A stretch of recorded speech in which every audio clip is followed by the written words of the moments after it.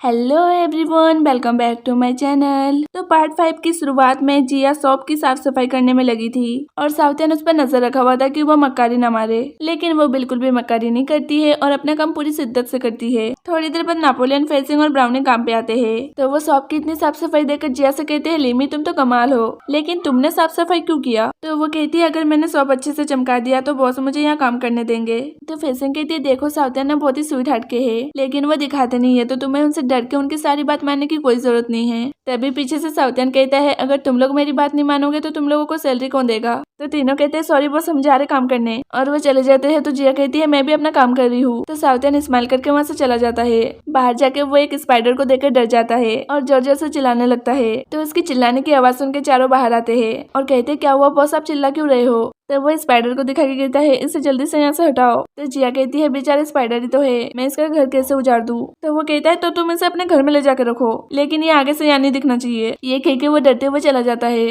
तो चारों सावधान के ऊपर हंसने लगते हैं कि बॉस स्पाइडर से डरते हैं। तो फिर अगले सीन में जिया थोड़ी सी सैड थी क्योंकि कोई भी उनकी फ्रेश क्रीम नहीं खरीद रहा था। तो फेसिंग कहती है, तुम्हारी फ्रेंड जिया तो एम होटल की डॉटर है, तो तुम उससे हेल्प क्यों नहीं मांगती? जिया की मदद से हम हमारी सारी क्रीम एम होटल को बेच सकते हैं। तो जिया कहती है, हाँ ये तो अच्छा आइडिया है, मैं अभी जाकर उससे बात करती हूँ। तो अगले सीन में वो लिमी से मिलने एम होटल आती है। लिमी उसको किचन में ले जाती है, वहाँ के चीफ को उसका क्रीम दिखाने के लिए, लेकिन अंदर तो अलग ही चल रहा था। वहाँ पर न्यू चीफ आए हुए थे, उनको ताइवान भाषा नहीं आता। वो इंग्लिश में वहाँ के शेफ उनको जैम बनाने के लिए पेन मांग रहे थे, लेकिन मैनेजर रुफिन के अलावा किसी को वहाँ पर इंग्लिश नहीं आती है। चीफ लिमी को देखकर इंग्लिश में कहते हैं, क्या तुम मैनेजर हो? इनको बताओ कि मुझे जैम बनाने के लिए पेन चाहिए। लेकिन यहाँ लिमी को भी इंग्लिश नहीं आती है। तभी पीछे से रुफिन आता है, वो यहाँ का मैनेजर है, लेकिन आगे जाने के बजाय वो पीछे खड़े होकर तमाशा देखने लगता है। लिमी को तो समझ नहीं आ रहा था कि चीफ ने बोला क्या है। सबके सामने उसकी नाक कटने वाली थी, तभी जिया इंग्लिश में बोलना शुरू कर देती है। वो सब कुछ आसानी से सॉल्व कर देती है।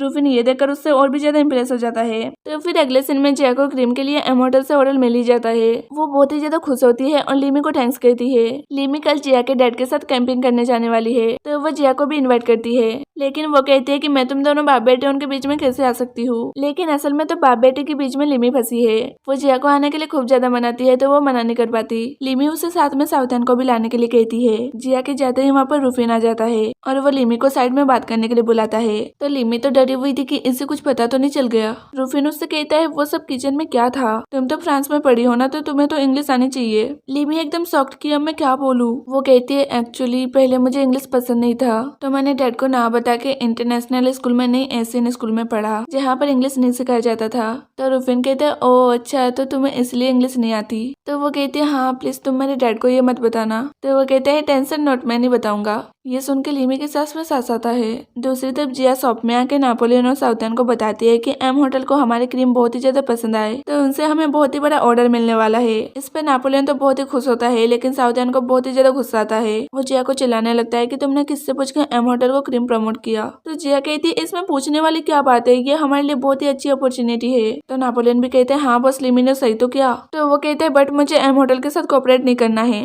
तो जिया कहती है, फिर आपने वहाँ पर डेजर्ट क्यों बनाया था? तो साउथन कहता है, दोनों अलग बात है। तो जिया कहती है, अब ज्यादा नखरे मत दिखाओ। जिया ने मुझे और आपको कल उसके फैमिली कैंपिंग में बुलाया है, तो आपको चलना पड़ेगा, नहीं तो उसके डैड के सामने हमारा इंप्रेशन खराब हो जाएगा। तो साउथन कहते हैं, भले तुम जाओ पर मैं नहीं जाऊंगा। जिया और नेपोलियन उसको खूब मनाते हैं, लेकिन वो मानने के लिए तैयार ही नहीं था। तो जिया कहती है, ये इसलिए नहीं जा रहे क्योंकि वहाँ पर बहुत ही सारे स्पाइडर होंगे और बॉस तो स्पाइडर से डरते हैं। तो नेपोलियन कहते हैं, हाँ यही बात है, इसलिए आप नहीं जा रहे हो ना? तो वो कहते हैं, नहीं ऐसा कुछ नहीं है, मैं नहीं जाना चाहता तो नहीं जाना चाहता, इसमें स्पाइडर का कोई भी लेना देना नहीं है। ये कह के वो चला जाता है। जिया सोचती है, अब तो मुझे अकेले जाना पड़ेगा, ये तो मानने से रहे। दूसरी तरफ विरोन लिमी से कहता है, तुमने जिया को कैंपिंग में क्यों बुलाया? क्या तुम जिया और उसके डैड को मिलाना चाहती हो? तो लिमी कहती है, नहीं ऐसा नहीं है, वो मेरी बेस्ट फ्रेंड है और ठीक है, मैं पूरा ध्यान रखूंगी कि वो अपने डैड के करीब ना जाए। तो विरोन कहते हैं, वो सब तो ठीक है, तुमने साउथन को भी बुलाया लेकिन मुझे नहीं बुलाया। हम दोनों बचपन से ही एक ही ऑर्फनेज में बड़े हुए हैं, हम दोनों ही ऑर्फन है, मैंने हमेशा तुम्हारा ख्याल रखा, लेकिन अब तो तुम मुझे अपने फ्रेंड जैसे मानती ही नहीं हो।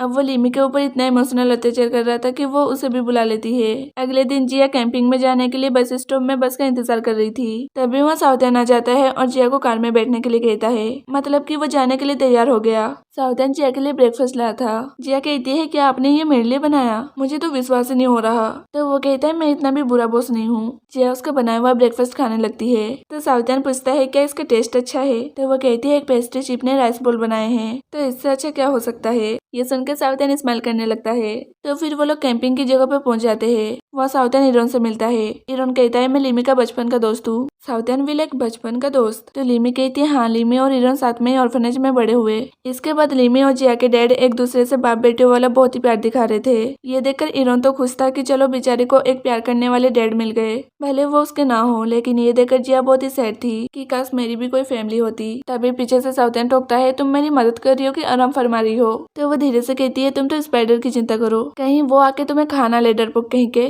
तो वो कहता है अभी अभी तुमने क्या बोला? तो जिया कहती है वो मैं तो बस ये कह रही थी कि स्पाइडर से केयरफुल रहना, यहाँ पर बहुत ही सारे होंगे। ये सुनकर सावधान डरने लगता है। अगले सीन में जिया और लिमी पानी में खेलने आते हैं। तो वहाँ जिया लिमी से कहती है तुम्हारे डैड तुम्हारे लिए कितने अच्छे हैं, वो प्रेसिडेंट है। तो मुझे लगा था कि वो बहुत ही सीरियस किस्म के इंसान होंगे, लेकिन ऐसा बिल्कुल भी नहीं है। वो तो तुम्हें बहुत ही टाइम देते हैं, तुमसे प्यार भी बहुत करते हैं। काश मुझे मेरी फैमिली के बारे में याद होता, मैं सही में उनके बारे में जानना चाहती हूँ। तो लिमी कहती है इतना भी इमोशनल मत हो, चलो स्विमिंग करते हैं। तो जिया कहती है लेकिन हमने स्विमिंग सूट नहीं पहना है। भाई भले वो अपना पास्ट भूल गई है, लेकिन वो अमीर थी तो उसको थोड़ी बहुत अमीरों वाली आदत तो होगी। अब उसको जंगल की नदी में भी तैरने के लिए स्विमिंग ड्रेस चाहिए। लिमी उसको खींचने लगती है कि कोई जरूरत नहीं है स्विमिंग ड्रेस की, चलो चलते हैं। खींचातानी में जिया का ब्रेसलेट पानी में गिर जाता है, लेकिन वो लोग इतना रिएक्ट नहीं करते हैं क्योंकि वो पास में गिरा था। दोनों पानी के अंदर से उसे उठाने के लिए आगे बढ़ते हैं। दूसरी तरफ सावधान अपना काम खत्म करके आराम फरमाने जा रहा था कि तभी उसे जिया और लिमी के चिल्लाने की आवाज आती है। तो वो जल्दी से जाके देखता है कि लिमी डूब रही है और जिया उसको बचा रही है। तो सावधान जल्दी से पानी में कूद के लिमी को किनारे पे लाता है और जिया को भी अभी पानी से निकलने के लिए कहता है।